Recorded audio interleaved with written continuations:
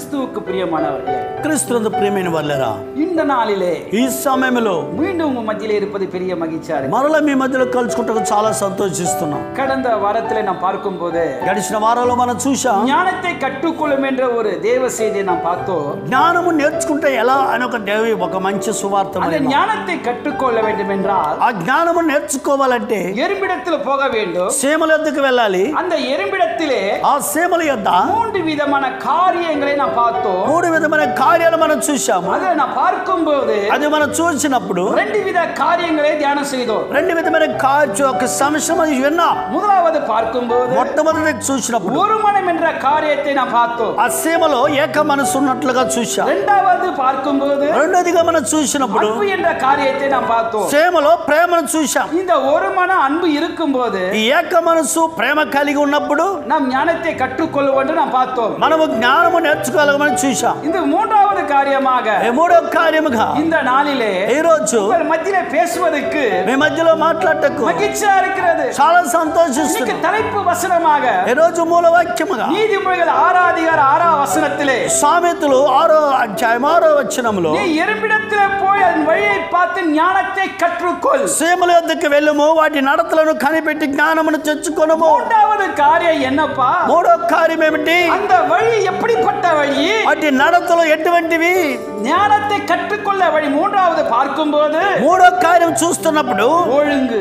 వాటి నడతలు. இன்னைக்கு ஒழுங்கு தேவை. ఈ రోజు క్రమము కావాలి. இன்னைக்கு அந்த ஒழுங்கு இல்லாம வாழ்க்கையில ஒழுங்கு இல்லாமல் போகிறார்கள். ఈ రోజు నడతలో క్రమ పద్ధతి లేక జీవించలేకపోతున్నారు. இன்னைக்கு எப்படிப்பட்ட ஒழுங்கு வேண்டும் என்று சொல்லி ఎటువంటి జీవితంలో ఒక క్రమ కలిగిన నడతలు కావాలని 2 కాரியங்களை நாம் பார்க்க போகிறோம். 2 కార్యములు మనం చూడబోతున్నాం. இந்த எறும்பிடத்திலே ఈ సేమల యొద్ద இந்த ஒழுங்கின் காரியம் 2 விதமான காரியம் இருக்கிறது. ఈ యొక్క క్రమ పద్ధతిలో నడతలు 2 విధములుగా కనబడుతున్నాయి. அது என்ன 2 விதமான ஒழுங்கு எறும்பிடத்திலே இருந்தது? ఏంటి 2 విధమైన క్రమ పద్ధతులు? గమనిద్దాం. முதலாவது நாம் பார்க்கும்போது మొట్టమొదటిగా మనం చూసినప్పుడు இந்த மூன்றாவது காரியத்திலே మూడో కార్యములో 2 வித காரியங்கள் முதல் காரியத்தை பார்க்கும்போது 2 విధమైన యొక్క అంశములు ముందుగా చూసినప్పుడు ஒழுங்கு என்று சொல்லப்பட்டு వాటి నడతలను గురించి కూడా ధ్యానించాం. அந்த எறும்பு கூட்டத்தை பார்க்கும்போது ఆ యొక్క సేవ గుంపులను చూస్తున్నాం. எல்லாம் லைனா போவோம். అన్ని క్రమంగా వరుసగా వెళుతుంటాయి. ஒழுங்கா போவோம். వరుసగా వెళుతుంటాయి. அப்படி இப்படி நவராது. అటు ఇటు జరగవు. அது மட்டுமல்ல, అది మాత్రమే కాదు, ஒரு எறும்புக்கு இன்னொரு எறும்புக்கு முன்பாக நான் முன்ன நீ பின்னன போக முடியாது. ఒక సేమకు ముందుకు నేను ముందు నీవు ముందని ముందు వెనుక వెళ్ళవు. அது என்ன என்று சொன்னா, అది ఏమిటంటే அந்த எறும்பு போன பிறகு இந்த எறும்பு போகும். ఆ సేమ ముందుకు వెళ్ళినప్పుడే వెనుక ఒక సీమ వెళుతుంటుంది. இதுல இருந்து என்ன தெரிகிறது என்று சொன்னா, ఇందులో ఉంటే ఏమి తెలుస్తుందంటే ஒரு தாழ்மை இருக்கிறது. అందులో ఒక లోబడే స్వభావం ఉంటుంది. அது மட்டுమல்ல, అది మాత్రమే కాదు, ஒழுங்காக அது கரெக்டா செல்கிறது. ఆ నడత క్రమముగా వెళుతుంటుంది. இதுல இருந்து நம்ம கற்றுக்கொள்ள வேண்டும் என்ற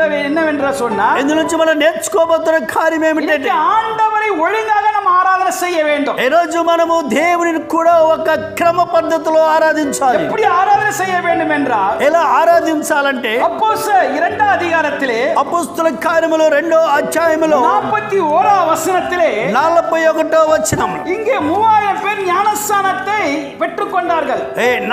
అపొస్తలుల కార్యములు 42వ అధ్యాయంలో 3000 మంది బాప్తిసం పొందారు. நல்ல கவனிப்போ, చాలా చక్కగా గమనిద్దాం. இங்க அப்போஸ்தலர் 2వ அதிகாரம் 41వ వచనத்திலே అపొస్తలుల కార్యములు 2వ అధ్యాయము 41వ వచనములో ஆண்டவராக இயேசு கிறிஸ்துவின் வார்த்தையை ஏற்றுக்கொண்டு అక్కడ ప్రభువైన యేసుక్రీస్తు మాటలను అంగీకరించి உள்ளம் కుత్తపట్టు వారి హృదయములను గుచ్చబడి ஆண்டவருக்கு ஒப்பு கொடுத்து దేవునికి తన పాపములను ఒప్పుకొని 3000 பேர் ஞானஸ்நானம் பெற்றுக்கொண்டார்கள். అక్కడ ఇంచుమించు 3000 మంది రక్షింపబడారని చెప్పబడుతుంది. ஞானஸ்நானம் பெற்ற உடனே బాప్తిసము పొందిన వెంటనే 3000 பேருடைய ஒழுங்கை நாம் பார்க்கிறோம். అక్కడ 3000 మందిని క్రమ పద్ధతిగా జీవిస్తూ చూస్తున్నాం. எப்படிப்பட்ட ஒழுங்கு நமக்கு வேண்டும் என்று சொன்னா, ఈ రోజు ఎటువంటి ఒక క్రమ పద్ధతి నడతలు కావాలంటే எறும்பு செல்லும் வரிசையிலே ஒன்றுக்கு ஒன்றாக நம்ம கிறிஸ்துவ வாழ்க்கை செல்லப்பட வேண்டும். ఆ సీమలు వెళుతున్నట్లుగా ఒకటి వెనుక ఒకటి వెళ్ళినట్లుగా మన క్రైస్తవ జీవితము కనపడాలని எப்படின்னு நினைக்க கூடாது. ఎలాగైనా పోవచ్చును అనుకోకూడదు. ஞானஸ்நானத்தை எப்படி அப்படின்னு போக கூடாது. ఏదో బాప్తిసం పొందాను ఎలాగైనా జీవించొచ్చు, అటు వెళ్ళొచ్చు ఇటు వెళ్ళొచ్చు కాదు. జ్ఞానస్నానం ఎడత ఉడనే ఈ రోజు ఈ 3000 మంది బాప్తిసము పొందిన వెంటనే ఒழுங்காக செயல்பட்டார்கள். 6 క్రమం పాటించారు. செயல்பட்டார்கள். ఎలా పాటించారు? அதே அப்போஸ்தலர் 2 அதிகாரம் 42 வசனம் சொல்லப்பட்டிருக்கிறது. అదే అపోస్తలుల కార్యం 2వ అధ్యాయం 42వ వచనం చెప్తుంది. మీ వారు அப்போஸ்தலருடைய ఉపదేశத்திலும் అపోస్తల బోధన యందును అన్యోన్యத்திலும் సహవాసమందును அப்பம் பிக்குதலிலும் రొట్టె విరుచుట యందును ஜெபம் பண்ணிதலிலும் ప్రార్థన చేయుట యందును ஒரு மன ஒழுங்காக உறுதியாக இருந்தார். ఎడతెగక ఉన్నారని రాయబడుతుంది. நல்லா கவனிக்க வேண்டும். చాలా చక్కగా గమనిద్దాం. ஞானஸ்நானம் எடுத்தா முடிஞ்சு போச்சு. ఈ రోజు బాప్టిజం తీసుకున్నట్టు అయిపోయింది. இந்த 4 காரியம் இல்ல. ఈ 4 కార్యములలో కనబడదు. இல்ல. ఉపదేశం లేదు. అన్యునుడి ఐక్యం இல்ல. సహవాసమందు ఐక్యం లేదు. పిక్కుదల இல்ல. రొట్టె విరుచుట ఐక్యం లేదు. ప్రార్థన సహవాసం இல்ல. ఆ యొక్క నడతల క్రమం లేదు. వారి నడతల క్రమం లేదు. ప్రియమానవర్గలే, ప్రియమైన వారలారా, இன்னைக்கு அந்த எருபிடத்திலே கற்றுக்கொள்ள வேண்டியது நம்ம என்னவென்றால் ఈ రోజు సీమల యుద్ధ నేర్చుకోబోతున్నది ఏంటంటే கூட்டத்திலே ஒழுங்காக செயல்படுகிற ஒரு கிறிஸ்துவ வாழ்க்கை நமக்குள்ள இருக்கப்பட வேண்டும். ఆ సీమ ఎలా వరుసగా వెళుతున్న అటువంటి జీవితము మన క్రైస్తవ జీవితంలో కనబడాలి. இன்னைக்கு பெரிய பிரச்சனை என்ன தெரியுமா? ఈ రోజు గొప్ప సమస్య ఏమిటి తెలుసా? அடுத்த మాసం తిరుమలన இன்னைக்கு ஞானஸ்தானம். వచ్చే నెలలో వివాహం అంటే ఈ ముందు నెలలో బాప్తిసం. కష్టమా இருக்கு. చాలా కష్టంగా ఉంటుంది. కష్టమా இருக்கு. చాలా కష్టంగా ఉంటుంది. ஞானஸ்தானம் எடுத்த உடனே బాప్తిసం తీసుకున్న వెంటనే అంతే అతను எங்க போறார் వై தெரியாது. అతను ఎక్కడికి వెళ్తాడో అతనికి తెలియదు. திருமணம் ஆச்சுனா அவர் అడ్రస్ ఇలామ పోయిడు. వివాహమైన తర్వాత అతను ఆలయంకి రాడు. எப்ப సభைకి வருவார் தெரியுமா? ఎప్పుడు ఆలయంకి వస్తాడు తెలుసా? ఇంటిలో ప్రశ్నను சொல்லும்போது வருவார். ఇంటిలో సమస్యలు ఉన్నప్పుడు వస్తాడు. అరుమయానవర్గలే, ప్రియమైన వాళ్ళారా, அவர் குடும்பத்துக்கு பார்த்த నేను కుటుంబాన్ని చూశాను. కళ్యాణத்துக்கு ஞானஸ்தானம் எடுத்தார்கள். ఏదో పెళ్లి కొరకు బాప్తిసం తీసుకున్నాడు. நல்லா கவனிப்போம். చాలా చక్కగా నిద్దాం. அவரை பார்த்து கேட்ட అతను నాకు చూసి అడిగాను. வாயில நல்லா ஏதோ போட்டு நல்லா வாயில போட்டு நல்லா அந்த கிரைண்டர் மாதிரி வாயில வச்சிருக்காரு. ఏదో నోరుని ఒక గ్రైండర్ వల్ల నోట్లో అట్లా నవ్వులుతున్నాడు. நான் கேட்டேன் என்னப்பான? అయ్యా ఏంటిది? ஞானஸ்தானம் எத்தனை மணிக்கு எடுப்பாங்கன்னு கேட்டேன். అయ్యా బాప్తిసం ఎన్ని గంటలకు ఎత్తాడు? கீழ இருந்து அவரை பார்த்தேன். నేను కింద నుంచి நல்லா వైట్ అండ్ వైట్ போட்டு போட ரெடியா இருக்காரு. చక్కగా తెల్ల డ్రెస్ వేసుకుని రెడీగా ఉన్నాడు. எப்பா இருப்பா வெயிட் பண்ணுப்பா பாஸ்டர் வருவாருன்னு. అవునయ్యా పాస్టర్ గారు వస్తారు ఉండండి. வந்தாரு, தண்ணியில போட்டாரு, ஞானஸ்தானம் கொடுத்தாரு. వెంటనే పాస్టర్ వచ్చారు, నీటిలో ముంచాడు, బాప్తిసం ఇచ్చాడు. என்னன்னு தெரியல, ఏంటని తెలియదు. ஞானஸ்தானம் கொடுத்த உடனே போயிட்டு உடனே బాప్తిసం ఇచ్చినట్లే వెళ్ళి கல்யாணம் முடிஞ்சிருச்சு. వివాహం అయిపోయింది. முடிஞ்ச பிறகு వివాహం అయిన వెంటనే சபை என்பது என்னன்னு தெரியல. ఆలయం ఎక్కడుందని తెలియలేదు. ஆலயம் என்பது தெரியல. ఆలయం ఎక్కడుందని తెలియలేదు. சபை ஒழுங்குன்னு தெரியல. సభ నడత కార్యములు తెలియలేదు. அந்த ఉపదేశத்துல நிலைத்திருக்க தெரியல. సభ వాక్యమైన ఉపదేశం నిలబడటం తెలియదు. ஐக்கியத்துல இருக்குது தெரியல. ఆ సహవాసములో నిలబడటం తెలియదు. பிக்குதல் தெரியல. రొట్టె విరుచుట్లు తెలియలేదు. அது மட்டும் இல்ல, అది మాత్రం కాకుండా ஜபத்தையும் விட்டா. ஜபனே தெரியல. ప్రార్థన అంటే ఏంటి కూడా తెలియదు. கல்யாணம் முடிஞ்சிச்சு. పెళ్లి అయిపోయింది. என்ன விவாகம்? ఏందా పెళ్లి? பரிசுத்த விவாகம். ఓ పరిశుద్ధ వివాహము. కష్టమా இருக்கு. చాలా కష్టంగా ఉంటుంది. ప్రియమానవర్గలే, ప్రియమైన వాళ్ళ నీకు ఒழுங்கு இல்ல. ఈ రోజు క్రమ పద్ధతి లేదు. ஞானஸ்தானம் எதுக்கு கொடுக்க வேண்டும் என்று ஒழுங்கு தெரியவில்லை. బాప్తిసం ఎందుకు తీసుకుంటున్నామని కూడా క్రమ పద్ధతి తెలియలేదు. இன்னைக்கு ஸ்தானம் என்று சொன்னா ఈ రోజు స్థానం అంటే இந்த அழுக்கு போக శరీర ஸ்தானம் பண்ணிக்கிறோம். ఏదో మన శరీరంలో మట్టి పోవుటకు మనం స్నానం இது చేస్తున్నాం. உலக ஸ்தானம். ఇది లోకరీతిగా స్థానం. இன்னைக்கு கிறிஸ்துவ வாழ்க்கையிலே ఈ రోజు క్రైస్తవ జీవితంలో ஞானத்தை பெற்றுக்கொள்ளதான் ஞானஸ்தானம். జ్ఞానమును పొందుటకే జ్ఞానస్థానం అంటున్నారు. இன்னைக்கு ஞானத்தை பெறுவதற்காகவே ஸ்தானத்தை நம்ம பெற வேண்டும். ఈ రోజు జ్ఞానమును పొందుటకే మనము జ్ఞానస్థానం అనే బాప్తిసం పొందుతాం. தெரியாம ஸ்தானம் பண்ண வாழ்க்கையிலே வெறுமையா தான் இருக்கும். జ్ఞానం తెలియకుండా స్నానం చేస్తే అది వ్యర్థముగా ఉంటుంది. இன்னைக்கு ஒழுங்கு இருக்க வேண்டும். ఈ రోజు పరిశుద్ధ నడత పరిశుద్ధంగా அந்த ఉండాలి. 3000 பேர் ஞானஸ்தானம் எடுத்த உடனே ఆ 3000 మంది బాప్తిసము పొందిన వెంటనే இப்படி ஒரு ஆள் அப்படி ஒரு ஆளுன்னு போலாங்க. ఇటు పక్కల ఒకళ్ళు అటు పక్కల వెళ్ళలేదు. நான் அங்க போறேன் இங்க போறேன்னு சொல்லல. నేను అక్కడికి వెళ్ళాలి ఇక్కడికి వెళ్ళాలని వెళ్ళలేదు. ஆனா நல்லா பொறுமையா பாருங்க. 41வது వచనத்துல 41 అపోస్తలుల కార్యములు 2వ అధ్యాయం 41 చూస్తే 3000 பேர் ஞானஸ்தானம் எடுத்த உடனே అక్కడ ఇంచుమించు 3000 మంది బాప్తిసము పొందిన వెంటనే 42வது వచనத்துல 4 విధ కార్యங்களுக்குள்ள ఓడింది. 42వ కార్యం 4 విధమైన కార్యములలో క్రమ పద్ధతి కనబడుతుంది. అపోస్తలుడి ఉపదేశం நமக்கு தேவை. వీరు అపోస్తల ఉపదేశం నాకు కావాలి. అపోస్తలుడి ఉపదేశం என்றால் என்ன? అపోస్తలకు ఉపదేశం అంటే ఏమిటి? శాంతం இருக்கணும். శాంతము కలిగి ఉండాలి. பொறுமை இருக்கணும். ఓర్పు కలిగి ఉండాలి. இப்படிப்பட்ட உபதேசம் நமக்குள்ள இருக்கணும். ఎటువంటి ఉపదేశము మనలో ఉండాలి. இன்னைக்கு இந்த கடைசி நாட்களிலே ఓ మన చివరి దినములో ఉంటున్నా. நீ சில காரியம் ஒழுங்காக செயல்பட வேண்டும் என்றால் ఓ కరెక్ట్ గా క్రమంగా ఈ కాలంలో ఉన్నట్లయితే உபதேசத்தை தேட வேண்டும். దేవుని యొక్క ఉపదేశమును అంగీకరించాలి. இன்னைக்கு కష్టமா இருக்கு. ఈ రోజు కష్టంగా ఉంటుంది. வேதனையா இருக்கிறது. చాలా వేదనగా కనబడుతుంది. ஏதோ காரியத்துக்கு நேரத்தை நம்ம வீணடித்து கொண்டிருக்கிறோம். ఏదో కార్యాల కొరకు మన సమయాన్ని ఉపయోగించుకుంటున్నాం. ஆனா தேவன் கொடுக்கிற நேரத்தை நம்ம விட்டு விடுகிறோம். దేవుడు ఇచ్చే సమయాన్ని మనం ఉపయోగించలేకపోతున్నాం. நாம் கவனிக்க வேண்டிய காரியம் என்ன? మనం గమనించవలసిన కార్యం தேவனுடைய வார்த்தையை கேட்க நம் காது சாய்க்க வேண்டும். దేవుని యొక్క మాటలు వినుటకు మన చెవియకు వినాలి. ஞானத்தை நீ பெறுவதற்கு முன்பாக నువ్వు జ్ఞానమునకు పొందక ముందు நீ கற்றுக்கொள்ள வேண்டிய தேவ சமூகம், దేవుడు నేర్చుకోవాల్సిన దేవుని సన్నిధానము, தேவ சமூகத்தில் நீ ஞானத்தை கற்றுக்கொள்ளும் போது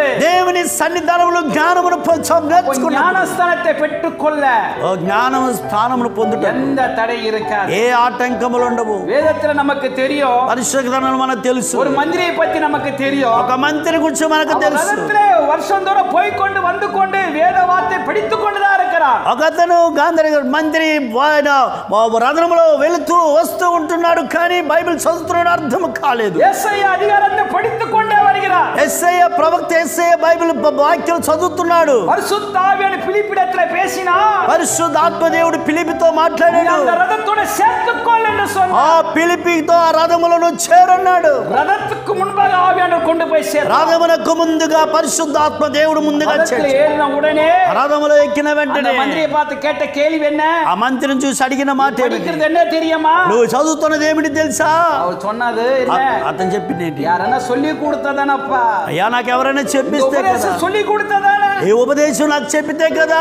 ஆனா అప్పుడు அந்த உபதேசத்தை சொன்ன பிறகு ఆ ఉపదేశమును తన విన్నప్పుడు యేసుடைய భారత సిలువైన కాచిన వార్త சொல்லும்போது ప్రభువైన యేసుక్రీస్తు సిలువలో పొందిన గాయములు భారములు ఉపదేశించినప్పుడు జ్ఞానத்தை కట్టుకొండా. అతను జ్ఞానమును సంపాదించుకున్నాడు. జ్ఞానం வந்த உடனே, జ్ఞానము వచ్చిన వెంటనే రథం పోయి கொண்டே இருக்கு. ఓ రథముతో వెళుతూనే ఉన్నారు. నా స్థానం ఎడుకணும். ఈ రోజు నేను స్నానం చేసి జ్ఞానத்தை நான் பெற்றுக்கொண்டேன். జ్ఞానము నేను పొందాను. నా வருஷந்தோறும் இந்த ரதத்துல ஏறி ஏசாயா படிச்சினே வந்துதான் இருக்கிறேன். ఓ సంవత్సరాల పొడుగు యేసయ్య ప్రవక్త పుస్తకమును చదువుతూ పోతూ వస్తూనే ఉన్నాను. இந்த ஞானத்தை கற்றுக்கொள்ள సత్యத்தை ఉపదేశத்தை நான் ఏற்றுకొள்ளவில்லை. ఓ ఈ జ్ఞానమును బోధించుటకు సత్యము ఉపదేశాన్ని అంగీకరించలేదు. சொல்லாவிட்டா எனக்கு எப்படி தெரியும் என்று சொன்னவர். ఎవరైనా చెప్పకపోతే నాకు ఎలా తెలియబడుతుందో చెప్పినప్పుడు సత్యத்தை ఉపదేశத்தை அறிந்த பிறகு వెంటనే ఆ సత్యము ఉపదేశం అతను గుర్తెరిగిన వెంటనే என்ன நடந்தது? ఏం జరిగినది? என்ன நடந்தது? ఏం జరిగింది? தண்ணீர் இருக்கிற இடத்துல வண்டியை நிற்க சொன்னார். నీళ్లు ఉన్న స్థలంలో రథము నిలుపమన్నాడు. మంత్రి రాజా அந்த పిలిపిயை பார்த்து சொன்னாரு, ఆ ఫిలిప్పీని చూసి చెప్తున్నాడు, ஞானஸ்தானம் எடுக்க నేను జ్ఞానస్థానం పొందుట தடை இருக்காப்பா? ఏమైనా ఆటంకములు ఉన్నాయా? మనసు என்ன சொல்ல அதன்படி செயல்படு. నీ మనసు ఏం చెప్తుందో ప్రకారం చేయి. அவனு புரிஞ்சான். అతను అర్థం என்ன చేసుకున్నాడు. புரிஞ்சது தெரியுமா? ఏం అర్థమైంది తెలుసా? நான் ஞானத்தை கற்றுக்கொண்டேன். ఇప్పుడు నేను జ్ఞానం ஞானத்தை கற்றுக்கொண்டு ஞானஸ்தானம் எடுத்தான். జ్ఞానమును నేర్చుకొని జ్ఞానస్థానం తీసుకున్నాను. ஒழுங்கு நமக்கு தேவை. ఈ రోజు క్రమ పద్ధతి మనకు అవసరం. సత్యத்தை அறியாமல் ஞானஸ்தானம் எடுக்கும் போது ఈ రోజు సత్యమును గ్రహించకుండా బాప్తిసము తీసుకున్న దాన్ని బట్టి வாழ்க்கையில ஒரு வெறுமை, నీ జీవితంలో వ్యర్థము, வாழ்க்கையில கசப்பு, నీ జీవితంలో చేదు, பேருக்காக நீ ஞானஸ்தானம் பெறும்போது ఏదో పేరు కొరకు బాప్తిసం తీసుకున్న దాన్ని బట్టి வாழ்க்கையில ஒரு வேதனையான காரியத்தை சந்திப்பாய். నీ జీవితంలో ఒక వేదన కార్యములు చూస్తున్నావు. சரியாக அறிந்து கொள்ள வேண்டும். ఓ సరిగా దాన్ని గ్రహించినట్లయితే, சரியான ஞானத்தை அறிந்து கொள்ள வேண்டும். ఓ సరి అయిన పద్ధతికి క్రమంగా బాప్తిసం తీసుకుంటే சரியாக ஞானத்தை கற்றுக்கொண்டு உடைய ஞானஸ்தானத்தை பெற்றார். ఆ మంత్రి సరైన జ్ఞానమును సంపాదించుకున్నాడు, సరైన పద్ధతిలో జ్ఞానస్థానం அந்த తీసుకున్నాడు. 3000 பேர் ஞானஸ்தானம் எடுத்த உடனே பிரிந்து போகவில்லை. ఆ 3000 మంది బాప్తిసం తీసుకున్న వెంటనే వేరువేరుగా వెళ్ళలేదు. கற்றுக்கொள்ள ఉపదేశத்தில் இருந்தார். వారు జ్ఞానము కలిగిన ఉపదేశమును అంగీకరించారు. అది మాత్రమే కాదు, அதே அப்போஸ்தலர் 2 அதிகாரத்திலே, అదే అపోస్తలుల కార్యం 2వ అధ్యాయములో 42వ వచనத்திலே 42వ వచనములో ஒரு ஒழுங்கு இருந்ததுங்க. ఒక క్రమ పద్ధతి ఉన్నది. என்ன ஒழுங்கு தெரியுமா? ఏంటి తెలుసా? அங்கே அந்யோன்யத்தில் ஐக்கியம் இருந்தது. ఒక సావాసములో ఐక్యమున ஐக்கியம் సావాసములో ఐక్యం, ஒழுங்கு ஐக்கியம் இருக்கணுங்க. ఆ యొక్క సావాసములో ఎరుపుకి இருந்ததுங்க. ఈ సీమకున్నది. ஒரு தீனியை எடுத்துன்னு போனானா, ఒక ఆహారం ఎత్తుకొని వెళ్ళాలంటే, వెయిటాன ஒரு தீனி எடுத்துன்னு పోనానా, ఒక పెద్ద భారమైన మోసుకోపోవాలంటే அந்த ஒரு ఎరుపు மட்டும் எடுத்துன்னு పోవాలి. ఒక్క సీమ మాత్రం ఎత్తుకొని పోదు. எல்லா ஐக்கியமா சேர்ந்து தாங்க எடுத்துன்னு போవాలి. అన్ని సీమలు కలిసి వాటిని మోసుకోపోతాయి. ஞானம் ఎరుపిடத்துல என்ன இருக்கு? ఈ జ్ఞానములో సీమల యొక్క ఏముంటుంది? அங்க ஒரு ஒழுங்காக சேர்ந்து அது ஒரு மனமாக சேர்ந்து ஐக்கியமா ఆడ సావాసము కలిగి ఐక్యతతో మోసుకోబోతుంది. இன்னைக்கு ஜிடி ஜெரேமியா சேனலிலே, ఈ జీటీ జెరమియా ఛానల్లో பல தேசங்களுக்கு செல்கிறது, పలు దేశముల వార్త వింటున్నారు, பல இடங்களுக்கு செல்கிறது. పలు విధమైన స్వార్థ వెళుతున్నది. இது ஒருவரால் அல்ல, ఇది ఒక్కరి మాత్రమే కాదు. அநேகருடைய ஐக்கியத்துடன் தேவன் நடத்தி கொண்டிருக்கிறார். అనేకమైన అవసరం, అనేక ఐక్యతతో ఈ పని చేస్తున్నారు. ஜிடி ஜெரேமியா சேனலிலே ఈ జీటీ జెరమియా ஒரு ఛానల్ மனுஷனுடைய பிரயாசம் அல்ல, ఒక్క మనిషి యొక్క ప్రయాసము కాదు. ஆண்டவருக்காக அநேக ஐக்கியமா சேர்ந்து தேவனுடைய வார்த்தை கலக்கி கொண்டிருக்கிறார். అనేకులు దేవుని కొరకు ఐక్యతతో ఈ యొక్క జీటీ జెరమియా ఛానల్ సేవలు இந்த జరిపిస్తున్నారు. கடைசி நாட்களிலே ఈ చివరి దినములలో ஒரு ஐக்கியம் நமக்கு தேவை. ఐక్య సావాసం சாசானவன் అపవాది இந்த ஐக்கியத்துக்கு விரோதமாக ఈ ఐక్యములకు విరోధముగా கெடுக்க பலவித வகை ఓ தேவை. చెడు అనేకమైన దారులు చేసినప్పటికీ இந்த கடைசி நாட்களில் கற்றுக்கொள்ள ஒழுங்கு என்ன? ఈ చివరి దినములో నేర్చుకోబోతున్న క్రమ పద్ధతి ఏమిటి? ஐக்கியம் தேவை. ఒక ఐక్యము సావాసము అవసరం. கொடுத்த மேற்படத்துல ஐக்கியம் ఓ இருக்கணும். నువ్వు నేర్చుకుంటున్న ప్రతి స్థలంలో ఐక్య సావాసము சபையில ஒரு ஐக்கியம் இருக்கணும். నీ సంఘములో ఒక సావాసము కలిగి ఉండు. இன்னைக்கு பெரிய பிரச்சனை என்ன தெரியுமா? ఈ రోజు గొప్ప సమస్య ఏంటో తెలుసా? ஃபர்ஸ்ட் வாரம் தான் கூட்டம் சேரும், ఓ మొదటి వారంలో అనేకులు వస్తారు, ரெண்டாவது கூட்டம் சேரும், రెండవ వారంలో కొంతమంది, மூணாவது நாள் அந்த கூட்டம் எங்க போதே தெரியல, మూడో వారములకు ఆ జనసమూహం ఎక్కడ వెళ్తారో తెలియదు, நாலாவது நாள் அந்த கூட்டம் அட்ரஸ் இருக்காது. నాలుగో వారములు ఎవరు ఉండరు. காரணம் என்ன? కారణం ఏమిటి? முதல் நாள் கூட்டம் எதுக்கு வருது? మొట్టమొదటి కూటమి ఎందుకు? அப்பம் சாப்பிடுறது, ఓ రొట్టె విరుచుట, விருந்து எடுக்கிறதுக்கு. బల్లారాధన కార్యక్రమము. ரெண்டாவது வாரம் రెండో వారము அப்பம் பிக்கிறதுக்கு. రెండో వారము బల్లారాధన. 1ஆம் தேதி 1వ తారీఖున வாக்குத்தத்த ఆశీర్వాదం. ఓ వాగ్దానపు ఆశీర్వాదము. இந்த மூணாவது வாரம் நாலாவது வாரம் ஐக்கியம் எங்க இருக்கு? మూడో వారము నాలుగో ఐక్యత ఎలా ఉంటుందో తెలియదు. இங்க 3000 பேருடைய ஐக்கியம் எப்படி இருந்தது? 3000 మంది ఐక్యత ఎలా ఉన్నది? ஒரு அந்நியனோட ஐக்கியம் நமக்கு ఓ தேவை. సావాసములు కలిగి ఉన్నారు. இன்னைக்கு நம்ம ஒழுங்கு என்ன? ఈ రోజు మన క్రమ పద్ధతి நம்ம ఏమిటి? கொடுத்த சபையில ஒரு ஐக்கியம் நமக்கு தேவை. మనకిచ్చిన ఒక సంఘములో సావాసముల ఐక్యత కావాలి. நம்ம கொடுத்த மேற்படத்துல ஒரு ஐக்கியம் தேவை. మనకిచ్చిన ఒక సావాస ఐక్యతలో మనకు ఉండాలి. ஹல்லேலூயா. హల్లెలూయా. நம்ம కట్టుకొల్ల வேண்டியது என்ன? మనకు నేర్చుకోవాల్సింది ఏమిటి? ஞானத்தை கற்றுக்கொள். జ్ఞానము నేర్చుకో. ஞானத்தை கற்றுக்கொள். జ్ఞానము నేర్చుకో. ஒழுங்கு. ఓ క్రమ పద్ధతి. இந்த ஒழுங்கு எப்படிப்பட்ட ஒழுங்கு? నడత ఎటువంటిది తెలుసా? ஞானஸ்தானம் பெற்ற உடனே జ్ఞానస్థానం పొందిన వెంటనే நாம் என்ன செய்ய வேண்டும்? మనం ఏం చేయాలి? உபதேசத்துல ஒழுங்கு இருக்கணும், ఉపదేశములో ఉండాలి, ஐக்கியத்துல இருக்க வேண்டும். ఐక్యతలో కలిసి ఉండాలి. அதுல நாம் பார்க்கும்போது చూసినట్లయితే அந்த அப்போஸ்தலர் 2వ அதிகாரத்துல 2వ అధ్యాయము 42వ వచనத்துல 42వ వచనములో அப்பம் பிக்கிறது மட்டுமல்ல, అపోస్తలులు ఆ రొట్టె విరుచుటేందుకు మాత్రమే కాదు, சபத்திலே உறுதியா இருக்கணுங்க. ప్రార్థన చేయటం ఎడతెగక ఉండాలి. சபை நமக்கு மெயின். ఈ రోజు ప్రార్థన మనకు அந்த అవసరం. சபத்திலே உறுதியா ఆ இருக்கும்போது ప్రార్థనలో మనం ఏకముగా ఉన్నప్పుడు நமக்கு ஜெயத்தை பெறுவோம். మనము జయాన్ని పొందుతాం. நல்ல கவனிப்போம். చాలా చక్కగా గమనిద్దాం. இங்க தானியேலை குறித்து நமக்கு தெரியும். ఈ దానియేలు గురించి మనకు తెలుసు. சிங்கத்தின் கெபிலே போடுறதுக்காக ஆயத்தமாக்கப்பட்டிருக்கிறது தானியேலுக்காக தான். సింహ గుహలో పడివేయటకు సిద్ధపరిచింది దానియేలు కొరకు. இத కண்டுபிடிச்சது யார் தெரியுமா? ఎవరు దీన్ని కనిపెట్టారు తెలుసా? தானியேலை குற்றப்படுத்த செய்யற கூட்டம் தான் போடணும் எதிர்பார்த்தாங்க. దానియేలు మీద నిందల మోపు వారు సింహ గుహలో వేయటకు వారు కనిపెట్టారు. ஆனா அந்த தானியேலுடைய ஒழுங்கு பாருங்களேன். దానియేలు యొక్క క్రమ పద్ధతి చూడండి. இன்னொந்தோ அவர் நேரத்தை கரெக்டா கொடுத்து ఆ సమయమును దేవునికి ఇచ్చి ప్రార్థన చేస్తున్నాడు. அவருடைய ஒழுங்கா பயன்படுத்தாரு. అతను అనుదినము తన క్రమ పద్ధతిని నేర్చుకున్నాడు. ஜெபம் பண்ணாரு. ఓ దేవుని చూసి ప్రార్థన చేశాడు. இந்த ஒழுங்கு இவர்கிட்ட இருக்குது கண்டுபிடிச்சது யாருன்னா சத்ரு. ఓ ఈ యొక్క క్రమ పద్ధతి దానియేలులో ఉన్నదని కనిపెట్టిన వాడే శత్రువు. இன்னைக்கு அந்த ஒழுங்கை சீர்ப்பு கீழே தள்ள வேண்டும் என்று பிசாசம் அலைந்து கொண்டிருப்பான். ఓ అటువంటి ఐక్యతను తోచివేయటకు క్రమ పద్ధతితో అమ్మవాది కాచుకుంటాడు. సింగத்தின் கெபிலே போட பாப்பான். ఆ యొక్క క్రమ పద్ధతిని చెడిపి నిన్ను సింహక గృహలో వేయాలని செய்ய చూస్తున్నాడు. வேண்டியது என்ன? నువ్వు చేయవలసింది ஜெபத்திலே உறுதியா இருக்கு. ప్రార్థనలో కలిగి ஒழுங்குல கரெக்டா இருக்க வேண்டும். ఈ నడతలో ఈ క్రమంలో அது மட்டுமல்ல, అది మాత్రం ஒழுங்கு என்று சொல்லும்போது ఆ యొక్క నడతలో காலத்தை பிரயோஜனப்படுத்தணும். ఓ సమయమును సద్వినియోగపరచుకో. காலத்தை பிரயோஜனப்படுத்தணும். பயன்படுத்தணும். సమయమును సద్వినియోగపరచుకో. எறும்பிடத்துல ఆ பார்க்கும்போது సేమ ఎదురు చూసినప్పుడు மழை காலத்துல ఎరుம்ப சரியா பார்க்க மாட்டோம். వర్షాకాలంలో సేమను చూడలేము. எப்ப பாப்போம் சொன்னா ఎలా ఎప్పుడు அது చూస్తాము? கூட்டுக்குள்ள உட்கார்ந்து நல்லா தீனி சாப்பிடும். చూడండి, వర్షాకాలంలో అది గూట్లో ఉండి తన ఆహారం తింటుంది. நமக்கு சாப்பாடு கிடைக்காது மழை காலத்துல. ఓ వర్షాకాలం మనకు ఆహారం దొరకదు. நமக்கு వానத்துல இருந்து யாரு கொட்டுவாங்கன்னு நம்ம பாப்போம். ఎక్కడైనా మనకు పై నుంచి విమానం నుంచి వెళ్ళేటప్పుడు యాత్సామని చూస్తాం. ఎరుపు நல்லா சாப்பிடும். చూడండి, చీమ చక్కగా తింటుంటది. என்ன தெரியுது? దానివల్ల ఏం తెలుస్తుంది? ప్రయోజనపడుతుంది. అది సమయాన్ని సద్వినియోగపరచుకుంటుంది. అదే క్రమ పద్ధతి. జపత్ర இருந்தா ஒழுங்குபடுத்தலாம். జప ప్రార్థనలో ఉంటూ నువ్వు ఏకపరచుకోగలుగుతావు. ஒவ்வொரு நாள் ஜெபிக்கும் போது, ప్రతి దినము ప్రార్థన చేసినప్పుడు, அந்த ஒழுங்கு இருக்கும் போது, ఆ క్రమ పద్ధతి నీలో ఉన్నప్పుడు కవలపడ தேவையில்லை. రేపటి గురించి నువ్వు చింతించిన అవసరం లేదు. జపం ఉన్నాయి, నాளை தேவைகள் சந்திக்கப்படும். ఆ ప్రార్థన రేపు అవసరతను దేవుడు సంధిస్తాడు. కవలపడ వేண்டாం. రేపటి గురించి నువ్వు చింతించిన అవసరం లేదు. అరుமையானவர்களே, ప్రియమైన వారలారా, జెరెమియా ఛానలిலே, జెరెమియా ఛానల్లో தலைப்பு వచనமாக ఈ రోజు మూల వాక్యముగా నీతిమంతుల 6వ అధ్యాయం 6వ వచనத்தின்படியே సామెతలు 6వ అధ్యాయం 6వ వచన ప్రకారంగా ఎరుమిడத்திலே నువ్వు సేమల యొద్దకు వెళ్ళు. వழியை பார்த்து ఓ దాని నడతను చూసి జ్ఞానத்தை కట్టుకో. జ్ఞానమును సంపాదించుకో. 3 కార్యங்களை பார்த்தோம். ఈ 3 కార్యాలు చూశా. முதலாவது என்ன? మొట్టమొదటి ఏమిటి? ஒரு மனம், ఏక మనసు. రెండోది అన్బు, ప్రేమ. మూడోది ఒழுங்கு, క్రమం. ఇది ఒழுங்கு. ఈ క్రమ పద్ధతి இருந்தா ఎదిరిలో ఉంటే జ్ఞానத்தை కట్టుకొల్వ. మన జ్ఞానమును సంపాదించుకుంటాం. అది మాత్రమే కాదు, வருகை నాட்களிலே దేవుని రాకడ సమయంలో ఆవి ఆత్మ శరీరం, మన ఆత్మ జీవమును దేవుని కొరకు, దేవునికి ముందుగా కుట్రమిల్లాமல், ఓ అది ఏక లోపము లేకుండా పరిశుద్ధతగా కర్త இந்த வார்த்தைகளை దేవుడి మాటలను ఆశీర్వదించును. ఆమేన్. ఆమేన్. ఆమేన్.